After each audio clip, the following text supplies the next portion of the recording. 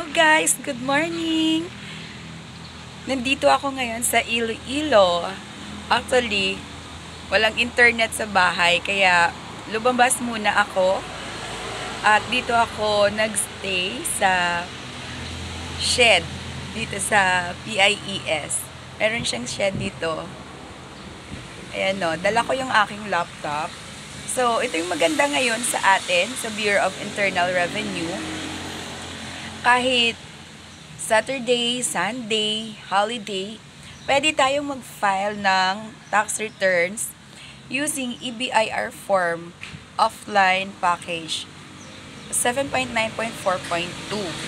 Pwede tayong mag-submit online at mag-pay online. Kung gusto nyo magbayad sa bangko, pwedeng mag-file ngayong Sunday at mag-pay bukas Monday sa bangko. I-print lang ng 3 copies ang tax return at saka yung tax return confirmation receipt. Ngayon ay November 10, 2024.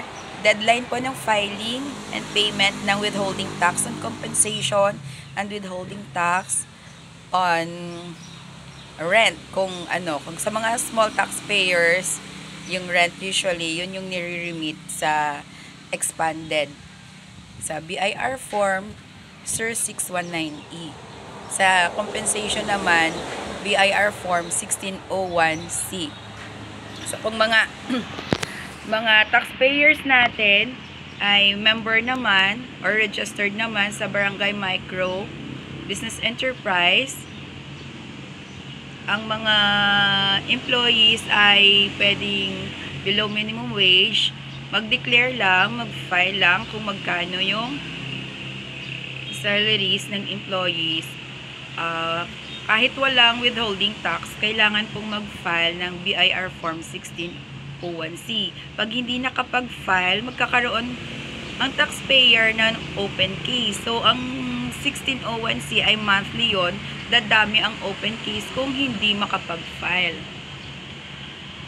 Sa SIR 619E naman, sa ngayong period ng October, for the month of October, ang deadline ng filing ng SIR 619E ay November 10. Ngayon ay Sunday, pwede pang magbayad hanggang araw ng bukas Monday, November 11, 2024. For the succeeding month, for the month of November, ang deadline naman ng SIR 619C ay December 10, 2024.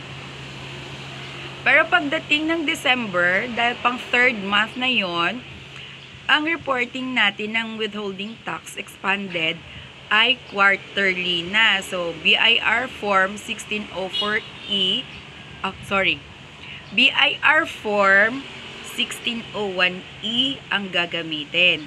Ang deadline naman nun ay sa January 31, 2025. Ang deadline niya ay on the last day of the following month of the close of the quarter. Okay? Kung meron kayong questions, pwede kayong mag-comment sa aking video or pwede kayong mag-PM sa aking FB page, Tax Tutorials for MSME. Thank you so much. Bye!